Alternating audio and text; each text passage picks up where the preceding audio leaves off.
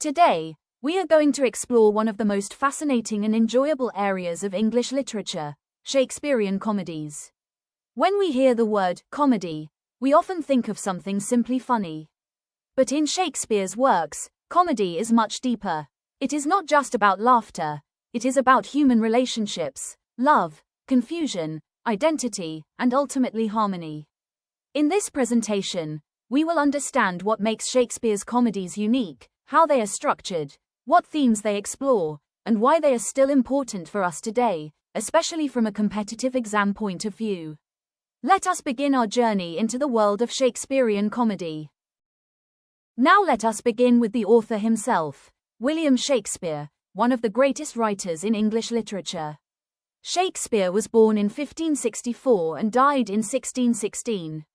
He is famously known as the Bard of Avon, because he was born in Stratford-upon-Avon. Over his lifetime, he wrote around 39 plays and 154 sonnets, which continue to influence literature even today. His works are generally divided into four major genres: tragedies, which deal with the fall of great individuals; comedies, which focus on love, confusion, and happy endings; histories, which are based on English kings and political events; and romances, which are his later plays combining elements of tragedy and comedy. One very important point to remember for exams is this: Shakespeare did not invent comedy. Comedy already existed before him. However, what he did was refine it. He made it more complex by adding psychological depth to characters and by structuring plots in a more sophisticated and engaging way. This is why Shakespeare's comedies are not just entertaining, they are intellectually rich and emotionally meaningful. Now let us understand what we mean by Shakespearean comedy. In the simplest terms, a Shakespearean comedy is a type of drama that ends happily. This usually includes marriage, reunion of characters, and the restoration of social harmony. By the end of the play, conflicts are resolved, misunderstandings are cleared, and order is re-established. However, it is very important not to misunderstand the word comedy. In Shakespeare's works, comedy does not simply mean something that makes us laugh. It goes much deeper than that. His comedies often deal with serious and complex issues such as identity crisis, where characters struggle to understand who they really are. They also explore gender roles, especially through disguise and role reversal, where women dress as men and challenge social norms. In addition, Shakespeare examines social hierarchy, how class differences create tension, and the conflict between love and reason, where emotions often overpower logic. So, Shakespearean comedy is not just entertainment, it is a rich exploration of human life, presented through a happy and harmonious ending. Now let us move to an important and slightly advanced concept: subgenres within Shakespearean comedy. Shakespeare's comedies are not all the same. Within the larger category of comedy, we can identify different subgenres based on setting, themes, and tone. First, we have festive comedy.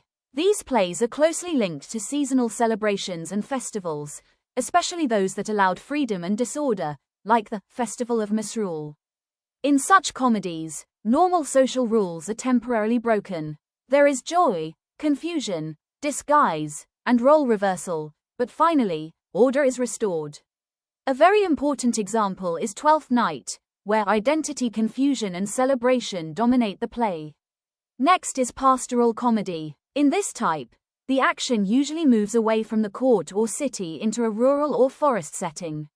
Nature is idealized as peaceful and pure, in contrast to the corruption of court life. Characters often escape to the forest, find clarity, and return transformed. A key example is As You Like It, where the Forest of Arden becomes a space of freedom and self-discovery. Finally, we have city comedy, or what we may call an early or proto-form of it in Shakespeare.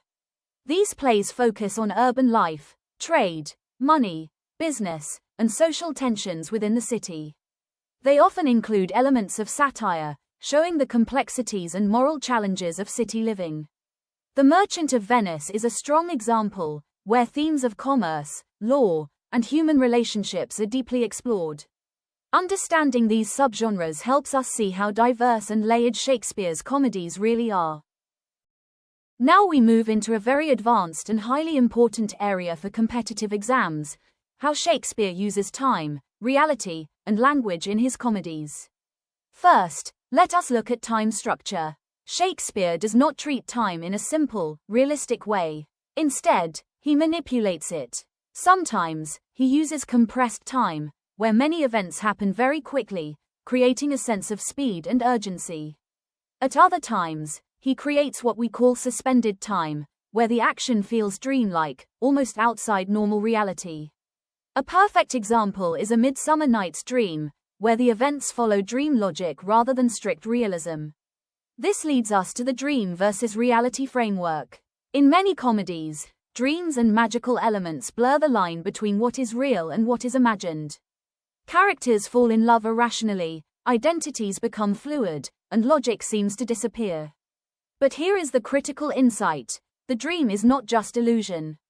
It actually reveals psychological truth.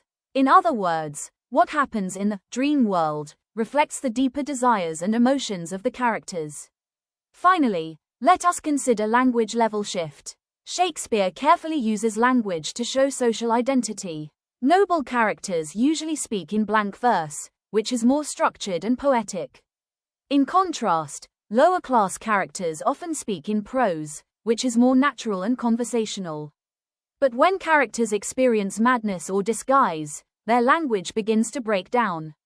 It becomes irregular, confusing, or mixed. So, language in Shakespeare is not just a tool for communication, it is a marker of class, identity, and mental state.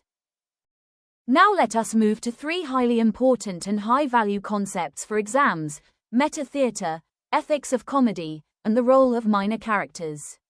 First, metatheater. This refers to moments in a play where the drama becomes self-aware. In simple terms, characters begin to act like performers, and the play reflects on itself as a piece of theatre. A classic example is A Midsummer Night's Dream, where we see a play within a play. This reminds the audience that what they are watching is not reality, but a constructed performance. At the same time, it also shows how performance itself can reveal truth. Next, the ethics of comedy, which is a rare but very important question area. We often assume that comedies end happily, so everything must be morally right. But that is not always true in Shakespeare. Some endings involve forced marriages, manipulation, or trickery that is justified within the plot. For example, in All's Well That Ends Well, the resolution raises ethical questions about consent and fairness. So, the key argument to remember is this: comedy may restore social order, but ethical tension often remains beneath the surface. Finally, let us look at minor characters. In Shakespeare's comedies, servants, fools, and lower-class characters play a major role in driving the plot forward. They are not just comic relief. In fact, they are often more intelligent, practical, and insightful than the noble characters. This creates what we call social inversion, where traditional hierarchies are temporarily reversed. So, these three aspects, metatheater, ethical complexity, and the importance of minor characters, show how deeply layered Shakespearean comedy really is. Now let us examine two important areas: types of transformation in Shakespearean comedy and their performance history, both of which are very useful for exams. First, transformation. In Shakespeare's comedies, transformation is not limited to just one kind. It operates on multiple levels. We begin with emotional transformation. This is most clearly seen in love. Characters move from confusion, attraction, or even rejection toward deeper emotional understanding and stable relationships. Next is social transformation. Here, a character's status or position in society changes. For example, misunderstandings about identity or class are resolved, and characters are restored to their rightful social place, often through recognition scenes or marriages. Then comes psychological transformation, which is the most important at a deeper level. Characters gain self-awareness. They begin to understand their own desires, mistakes, and limitations. This inner change is what ultimately leads to harmony in the play. Now, let us connect this to performance history. Shakespeare's plays were originally performed in the Globe Theatre. This was an open-air theatre where the audience stood or sat very close to the stage. Because of this setting, audience interaction was direct and immediate. Actors could engage with the audience, and the performance felt lively and dynamic rather than distant or formal. So, understanding transformation helps us interpret the meaning of the plays, while knowledge of the Globe Theatre helps us understand how these comedies were originally experienced by their audience. Now we move into one of the most important sections for writing top-level answers: critical debates and deeper interpretation. First, Debate 1. Is Shakespearean comedy conservative or subversive? On one hand, it appears conservative because it restores social order at the end, families are reunited, marriages happen, and hierarchy is maintained. But on the other hand, it is also subversive. During the course of the play, Shakespeare challenges norms, he questions authority, allows role reversals, and temporarily breaks social rules. So, a strong answer should show both sides. Second, Debate 2. Is marriage truly a happy ending, or is it a form of social control? While marriages bring closure and harmony, they can also be seen as society's way of controlling individual desire and restoring order.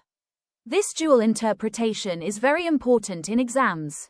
Third, Debate 3.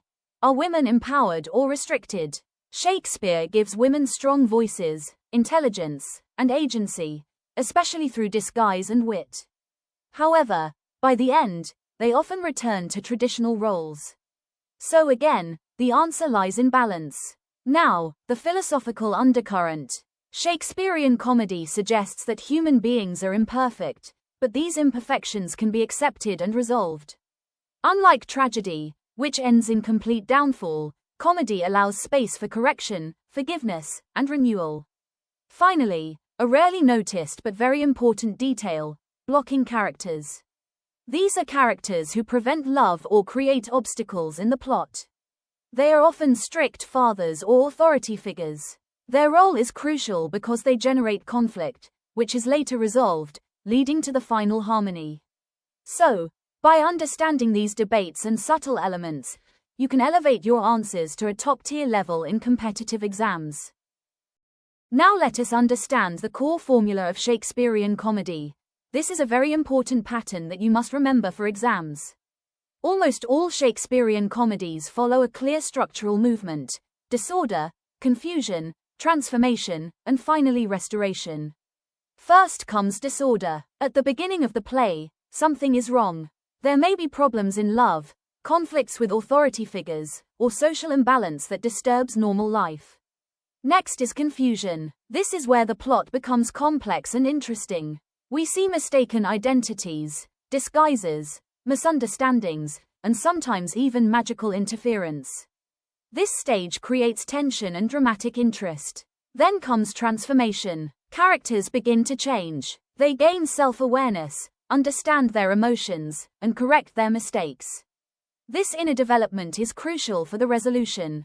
Finally, we reach restoration. Order is re-established, conflicts are resolved, lovers are united, usually through marriage, and social harmony is restored.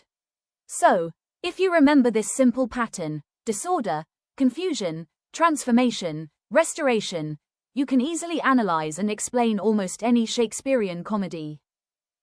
Now let us look at some important comic devices used by Shakespeare, beyond the usual ideas of disguise and mistaken identity. One key device is eavesdropping scenes. In these moments, characters secretly overhear conversations. This often reveals hidden truths or creates misunderstandings, driving the plot forward in a humorous yet meaningful way. Another device is the letter or message trick.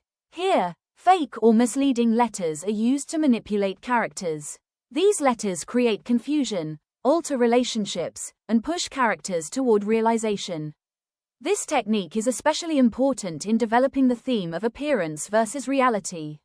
We also have the play within a play device, where a performance is staged inside the main play. This not only adds humor but also reflects the main plot and reveals deeper truths about characters and situations. Finally, an important linguistic device is malapropism, where a character uses the wrong word in place of a similar-sounding one, creating comic effect. A famous example is the character Dogberry in Much Ado About Nothing, whose misuse of words adds humor while also revealing his personality. So, these devices, eavesdropping, letter tricks, play within a play, and malapropism, show how Shakespeare creates comedy not just through situations, but through structure, language, and dramatic technique.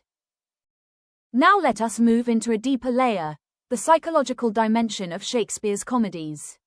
At first glance, these plays may seem light and entertaining, but in reality, they are far from shallow.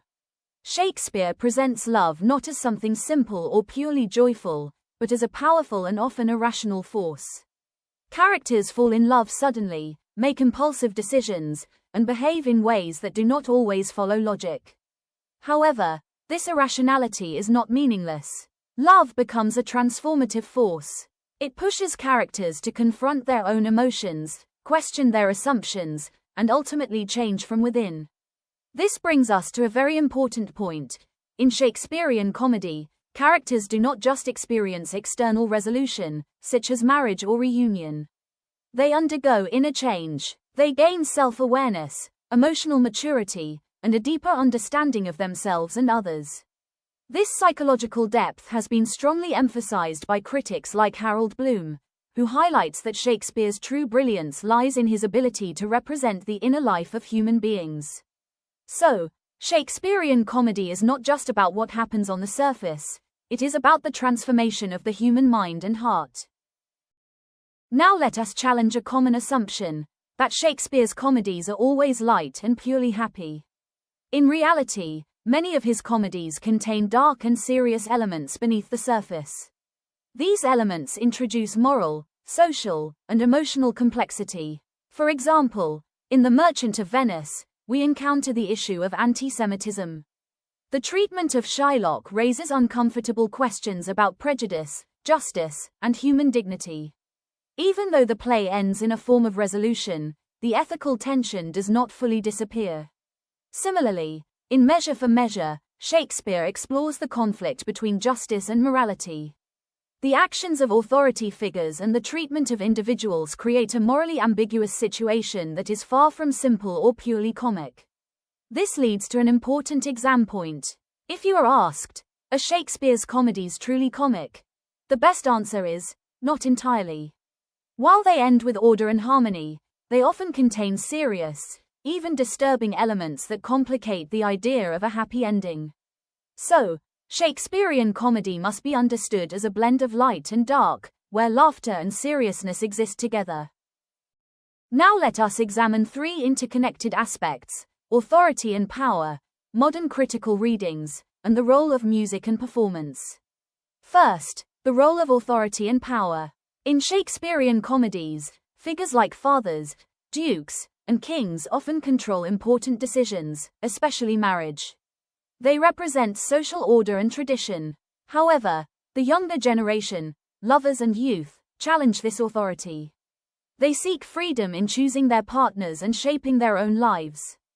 But importantly, the ending is not a complete rebellion. Instead, the final harmony is usually a compromise, where authority is softened and youthful desire is partially accepted. Next, let us look at social and political readings from modern criticism.